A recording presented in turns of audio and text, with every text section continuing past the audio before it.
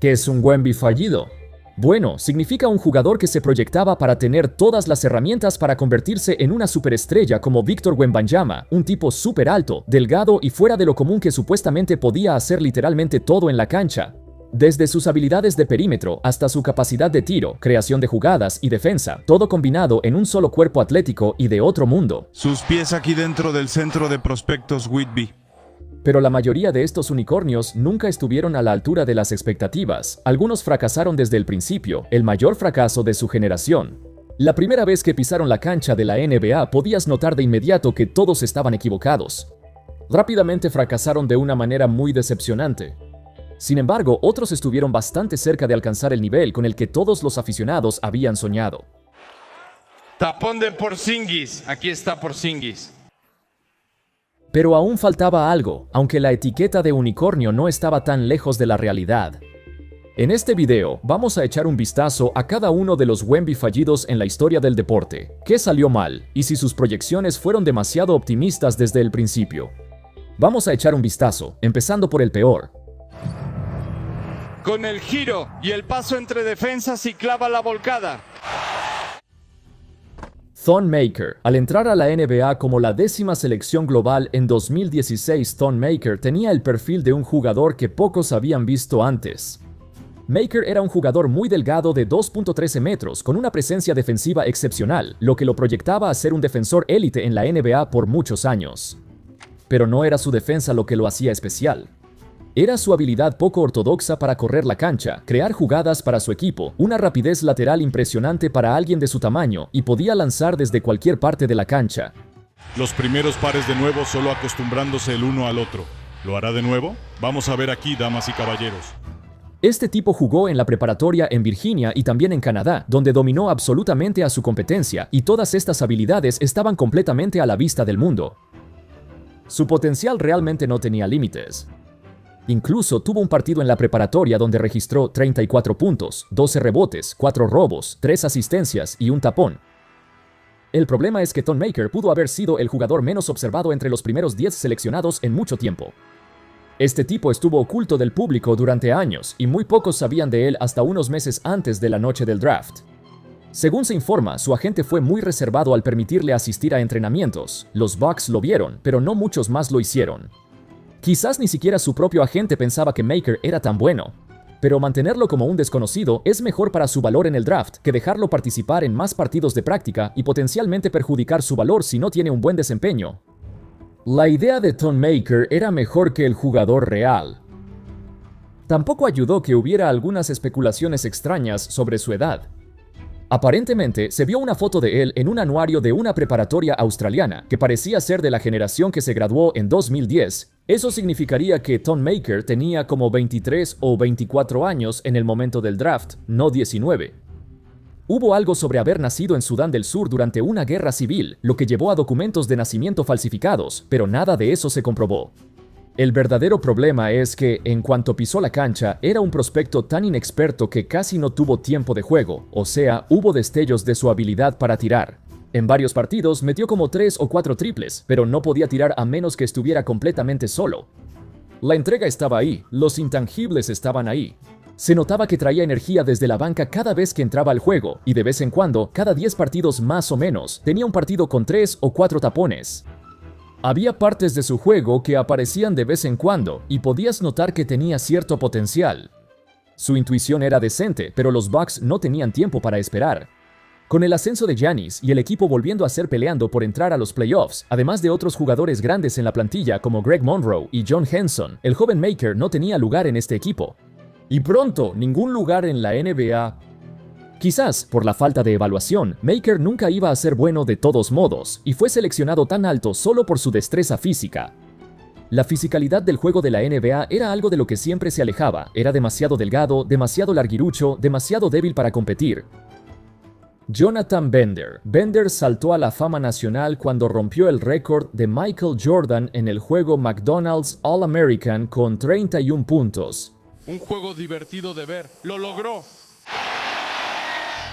Hasta el día de hoy, el récord de Bender sigue vigente, pero no fueron solo los 31 puntos, sino cómo lo logró. Bender, siendo un jugador espigado de 2.13 metros, alguna vez fue considerado un precursor de Kevin Durant, un anotador alto y delgado que prefería encarar y atacarte con el drible en lugar de desempeñar el papel de un centro tradicional. Pero siento que la comparación con Wemby también tiene sentido, porque Bender era un taponador increíble en la preparatoria. El tipo promedió 25 puntos y 15 rebotes con 6 bloqueos por partido en su último año, y tenía todas las cualidades y la protección del aro que normalmente verías en un centro. Sin embargo, su repertorio ofensivo era increíble para su estatura. Fue la quinta selección en 1999, pero en un draft moderno de la NBA, si lo hubieras visto en la preparatoria, probablemente sería la primera selección, la verdad. Sin embargo, en ese entonces, nadie podía predecir que sus habilidades se traducirían al nivel profesional. Se le consideraba más como un jugador experimental que no tenía una posición definida.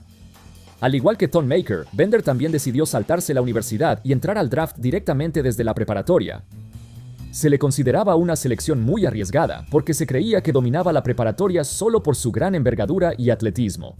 Y al entrar a la NBA, era obvio que Bender claramente carecía de los fundamentos que buscas en una selección de alto nivel.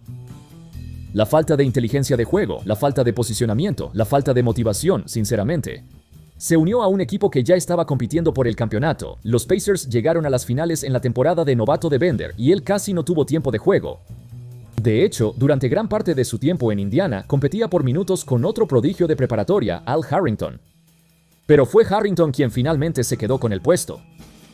Bender llegó a los playoffs cada año en sus primeros 5 años, pero nunca promedió más de 12 minutos por partido. A los 23 años, un persistente problema de rodilla frenó cualquier progreso que había logrado. Y cuando su carrera estaba llegando a su fin, todavía había varios equipos interesados, especialmente los Knicks, que aún creían en él. Ese fue el último equipo con el que jugó, y trataron de volver a firmarlo con un nuevo contrato. En cambio, Bender optó por retirarse. Su carrera solo puede describirse como una que nunca despegó. En el momento en que llegó, no tenía ni una pizca de las cualidades que tenía en la preparatoria. Bol Bol. Probablemente podrías incluir a su padre, Manute Bol, aquí también, pero nunca se tomó en serio a su padre como prospecto. Bol Bol, sin embargo, realmente fue considerado el cuarto mejor prospecto de preparatoria del país en 2018. Había una verdadera posibilidad de que pudiera haber dominado de una manera que nadie jamás haya presenciado. Bol arregló el tiro, condujo, se lanzó y la clavó. De hecho, ni siquiera fue malo en la universidad en los partidos que jugó. 21 puntos y 10 rebotes con casi 3 bloqueos por partido y 52% en tiros de 3 es una locura total. El problema era doble. 1. Cuando lo midieron en las pruebas previas al draft, el tipo pesaba 208 libras. Eso era como 30 libras menos que su peso registrado en su primer año en Oregon, donde pesaba 235. Su lesión fue la causa principal de eso, y también la razón por la que su primer año se acortó. Curiosamente, eso era más o menos lo mismo que pesaba Wemby cuando era novato. Bol incluso registró un mayor alcance de pie que Wemby, lo cual es una locura cuando ves la diferencia de altura. Sin embargo, el segundo problema es el que realmente arruinó su valor en el draft. En las entrevistas y entrenamientos, se percibía que Bol no tenía ninguna motivación para escuchar a sus entrenadores o mejorar, emitía la vibra de un hombre al que simplemente no le importaba.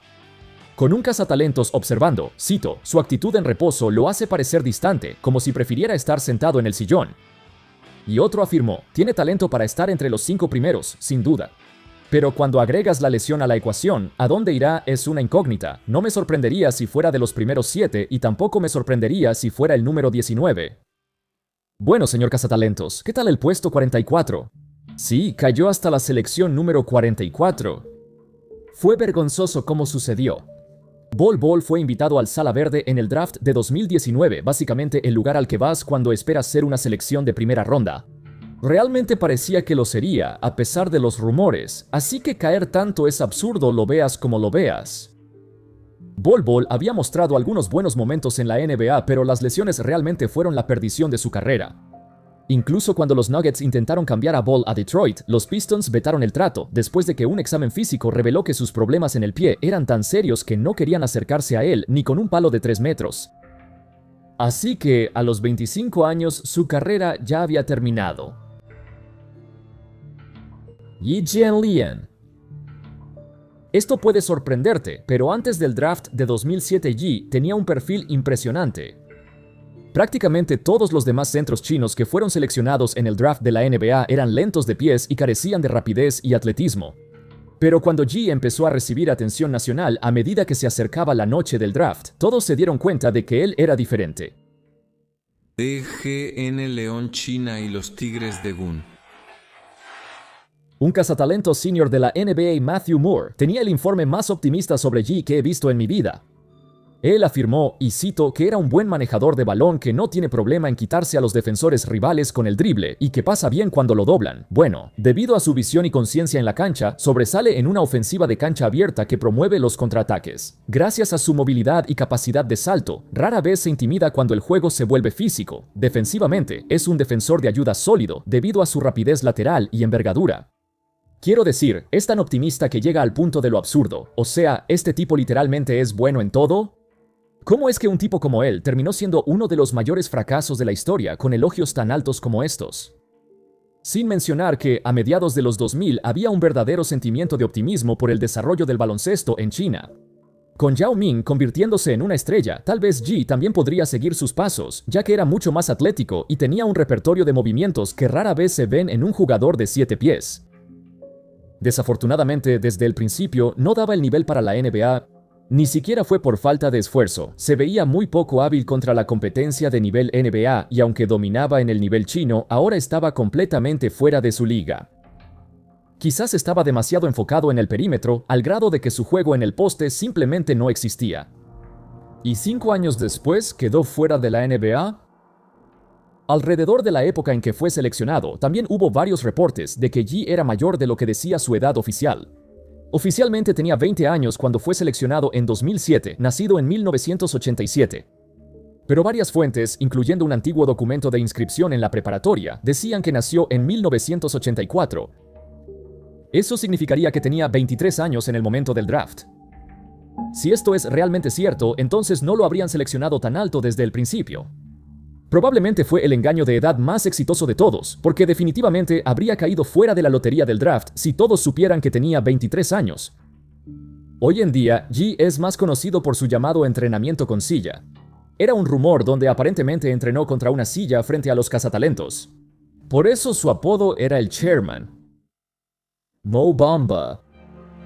Posiblemente la complexión física y el conjunto de habilidades más poco ortodoxos de cualquiera antes de Wemby. El tipo mide 2,16 metros con una envergadura de 2,39 metros y pasó toda su vida jugando desde el perímetro en ofensiva hasta que llegó a la universidad, donde su papel se redujo al de un protector del aro más tradicional. El conjunto de habilidades versátiles de Bamba contrastaba muchísimo con lo que realmente terminó siendo. De alguna manera, el camino de Bamba siguió una trayectoria similar a la de Bol Bol. Él también fue un prospecto de élite, el jugador número 3 del país en 2017, un año antes que Bol. Sin embargo, Bamba era una potencia más enfocada en la defensa, y su dominio en la universidad se debió a eso. Su envergadura excepcional y su protección del aro eran de otro mundo. Además, sin los problemas de actitud que tenía Bol Bol, Bamba realmente mantuvo su posición en el draft y fue seleccionado en 6º lugar por el Orlando Magic. Francamente, probablemente fue el peor equipo al que pudo haber llegado. El Magic tenía la idea de construir un equipo lleno de defensores largos y atléticos, y así fue como eligieron en tantos drafts consecutivos. Bamba encajaba en este tema del equipo, pero tenía muchas más dificultades ofensivas que cualquier otro. La raíz del problema era que simplemente carecía por completo de juego físico. El tipo tenía miedo de chocar y pelear en la pintura y prefería quedarse en el perímetro con demasiada frecuencia. Tuvo un par de temporadas donde la mitad de sus tiros eran triples, lo cual no es lo que quieres de un tipo con un físico así. Su falta de fuerza le afectaba al cerrar el rebote o ganar posición, y básicamente en todos los aspectos como centro. Eso lo hacía demasiado limitado en la pintura, ya fuera en defensa o simplemente al recibir el balón en el poste. Batallaba mucho con eso porque era demasiado delgado para colocarse bien. Wemby tenía más o menos el mismo problema como novato, pero incluso siendo delgado, nunca evitó el contacto y le encantaba jugar físico. Mo Bamba era lo contrario. Cuando lo empujan, él no responde, simplemente se apaga y desaparece. Sam Bowie. Portland selecciona a Sam Bowie de la Universidad de Kentucky. No importa cuántas décadas hayan pasado, Sam Bowie siempre será recordado como la segunda selección, entre Hakeem Olajuwon y Michael Jordan, pero no es recordado por una buena razón. Es recordado por ser el mayor error que los Portland Trail Blazers hayan cometido.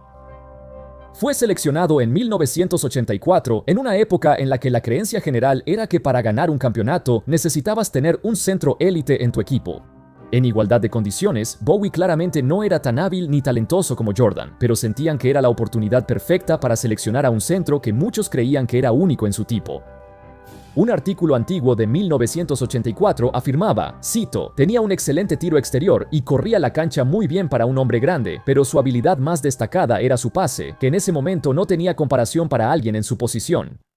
No era solo su pase, en ese entonces era aún más raro ver a un centro de 2,16 m liderar un contraataque, enfrentarte de frente como él podía, o lanzarte un tiro en suspensión por encima. Él no dominaba el juego como un centro típico de espaldas al aro. Podía hacer eso, pero también podía destruirte desde las alas, o detenerse y lanzarte un tiro en suspensión justo en la cara. Podía hacer todo esto, y al mismo tiempo ser el líder en bloqueos de su conferencia durante 3 años seguidos en la universidad. Ese tipo era un unicornio antes de que alguien siquiera usara ese término. Pero detrás de ese físico alto y delgado, había un hombre al que los Trail Blazers intentaron con todas sus fuerzas encajar en el papel tradicional de un centro. No tuvo mucha oportunidad de expandirse más allá de eso, porque tenían muchas otras amenazas de anotación en el equipo. Pronto, fueron las lesiones debilitantes en las piernas las que lo acabaron. Bowie estuvo casi completamente ausente durante varias temporadas seguidas, y, a medida que envejecía, su juego disminuía enormemente. Un hombre que alguna vez fue tan versátil en todos los aspectos del deporte, se convirtió en un pívot torpe que cojeaba de un lado a otro de la cancha en sus últimos años. Es frustrante porque nadie lo verá jamás como el tipo que fue una excepción para esa posición. Un tipo que sobresalía en cosas que la NBA no consideraba útiles en ese entonces para un pívot. Simplemente nació en la época equivocada. Así que, en cambio, siempre será visto como un fracaso, seleccionado en la clase más legendaria de todos los tiempos. Ahora, ya hablamos de los Wembys fallidos que entran en la categoría de fracasos. Pero ¿qué hay de los jugadores que en realidad tuvieron carreras exitosas y estaban en camino de revolucionar la NBA antes de que Wemby lo hiciera? Sin embargo, algo salió catastróficamente mal con ellos, y estos antiguos unicornios no pudieron mantenerlo. Kristaps Porzingis. Hablando de unicornios, desde que tengo memoria, Porzingis es el primer jugador al que escuché que le dieran esta etiqueta, y probablemente el más cercano que hemos visto a alcanzar su máximo potencial. Su carrera ha sido un éxito, pero quizá no de la manera en que pensábamos. Verás, en sus primeros días en Nueva York, se unió al equipo durante un periodo de transición después de la era de Melo. Se pensaba que Porzingis sería la próxima superestrella de la franquicia, y para su tercera temporada, a la temprana edad de 22 años, dio un salto enorme que sorprendió a toda la NBA. Ahora el pase para Porzingis, y la clava con fuerza. E hizo que todos se dieran cuenta, este tipo es el centro más único de todos, y mide 2,21 m. Luego se lesionó. Eso fue seguido por perderse un año entero, un año lleno de titulares dramáticos y comentarios pasivo-agresivos entre él y la directiva de los Knicks. La tensión era increíble, y Porzingis ni siquiera estaba jugando, estaba en rehabilitación. Al final, todo llegó a una confrontación en enero de 2019 donde Porzingis tuvo una reunión con el gerente general Scott Perry y el presidente de los Knicks, Steve Mills, sobre el manejo de su lesión y el hecho de que el equipo perdía constantemente. Porzingis se quejaba de lo mal que estaba el equipo, pero él se perdió todo el año. La reunión salió tan mal que lo cambiaron unas semanas después. A esto le siguió una época miserable en Dallas.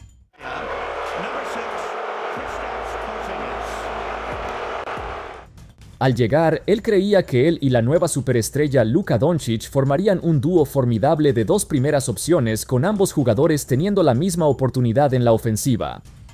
En realidad, el equipo tenía la intención de que Porzingis tomara un papel secundario, lo cual no le gustó. Sus frustraciones culminaron en los playoffs de 2021. A pesar de jugar más de 33 minutos por partido, solo tuvo 10 tiros por partido, incluso menos que Tim Hardaway Jr. Fue en este punto donde aprendimos 2 cosas. 1. Porzingis todavía quiere desesperadamente ser la estrella y siente que su progreso se descarriló después de forzar su salida de Nueva York. 2. Incluso si quiere ser la estrella, puede que no sea lo suficientemente bueno para hacerlo, y le conviene más ser un jugador de apoyo. Aunque es un protector del aro dominante, existía la sensación de que una ofensiva que gira en torno a Porzingis no es una buena ofensiva en absoluto.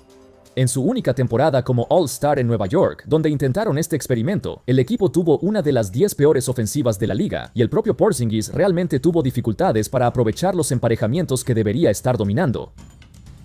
Su juego ofensivo consistía en demasiados tiros incómodos y no tenía la suficiente técnica para hacer mucho más. Esto fue algo que realmente nunca resolvió hasta mucho más adelante en su carrera. En contraste, Wemby en su tercera temporada definitivamente era el punto focal de la ofensiva y sobresalió en ello. Yo diría que el año más impactante de Porzingis fue su primera temporada en Boston. Cuando los Celtics lo adquirieron, promedió más de 20 puntos por partido como la tercera opción y fue por mucho la mejor tercera opción en toda la liga, la temporada más eficiente que ha tenido en su carrera. Fue entonces cuando él y todos los demás se dieron cuenta de que su valor se maximiza como un jugador de apoyo, no como alguien que puede liderar a su equipo cada noche. En resumen, tuvo éxito de una manera que pocos pensaron que podría, pero al mismo tiempo todavía dejó mucho más por hacer. Ralph Sampson. En aquel entonces, había centros de una altura similar a los 2,24 m de Ralph Sampson. Mark Eaton era uno de ellos, Rick Smith era otro, pero Ralph Sampson sacudió al mundo del baloncesto con solo una jugada. Para demostrar que puede botar el balón, aquí mismo anota. La cosa es que ya es bastante impresionante cuando alguien como Giannis hace esto. Ya ni siquiera nos sorprende cuando un tipo de 2,8 metros, 2,10 metros hace esto, pero Sampson mide 2,24 metros y esto fue en los años 80. Tampoco era algo raro, Sampson solía tomar el rebote y llevar el contraataque él solo. Decir que Sampson es un Wemby fallido es una exageración, porque durante algunos años realmente fue el Wemby antes de Wemby. Todo, desde su aptitud defensiva hasta un repertorio ofensivo más versátil que cualquier pivot antes que él, todo en el cuerpo de un centro de 2,24 metros delgado, fue un pionero en este deporte y revolucionó la posición por sí solo de una manera que nadie pensó que fuera posible. Como dije, hemos visto centros más altos antes que él, pero nadie tan alto como él podía moverse así antes de él. Sampson entró a la NBA en 1983 como la primera selección del draft. La gente compró todo el hype y él lo demostró. Sus primeros 4 años incluyeron 4 selecciones consecutivas al Juego de Estrellas y una aparición en las finales, donde perdieron contra los Boston Celtics. Sin embargo, en su cuarto año, se sometió a una cirugía de rodilla mediante un procedimiento que era algo nuevo en los años 80. Una cirugía artroscópica para reparar algo de cartílago. En la actualidad, sería fácil recuperarse de esto, pero para los atletas de la NBA todavía era un procedimiento preocupante en ese entonces.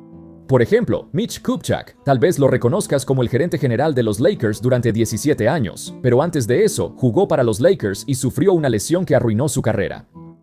En diciembre de 1981, Mitch Kupchak se sometió a una cirugía artroscópica por un ligamento cruzado anterior roto. Esto fue básicamente el final de su carrera. Luego, 5 años después, en 1986, se sometió a lo que él llamó una cirugía artroscópica experimental para hacer un último intento de reparar su rodilla y volver a jugar. Y no funcionó. Anunció su retiro poco después. Esto nos lleva de regreso a Ralph Sampson. El 4 de febrero de 1987, Sampson se lesionó la rodilla y finalmente se sometió a una cirugía artroscópica para arreglarla. Pero a diferencia de Kupchak, Sampson regresó más rápido. Mucho más rápido. Quiero decir, regresó en 2 meses, lo cual era una locura para ese tipo de cirugía. ¿Por qué lo hizo? Bueno, simplemente estaba desesperado por regresar y ayudar a los Rockets en los playoffs. Siendo el equipo con menor clasificación, los Rockets dieron la sorpresa ante los Blazers antes de perder en la segunda ronda. Al principio, todos pensaron que esta cirugía había sido un éxito, pero con el paso de los años, Sampson tuvo que someterse continuamente a que le drenaran el líquido de la rodilla izquierda. Y pronto apenas podía mover la pierna. Se le inflamó tanto que tuvo que cambiar su forma de correr. En vez de las largas zancadas que lo caracterizaban, el tipo parecía que caminaba sobre zancos. Se agravó aún más por problemas en la cadera, y pronto, el gigante de 2,24 metros que antes era conocido por su movilidad de guardia, se veía más lento que todos los demás en la cancha. Obviamente, la producción de Sampson cayó en sus últimos años y se vio obligado a retirarse prematuramente. Fue un final terriblemente triste para el primer unicornio de la NBA. De todos modos, eso es todo, amigos. Esos fueron todos los Wemby fallidos en la historia de la NBA, de los peores a los mejores. Déjenme saber sus opiniones en la sección de comentarios. ¿Se les ocurre algún otro jugador que podría ser categorizado como un Wemby fallido? Muchas gracias a todos por ver. Espero que hayan disfrutado el video y por supuesto, como siempre, nos vemos la próxima vez. Paz.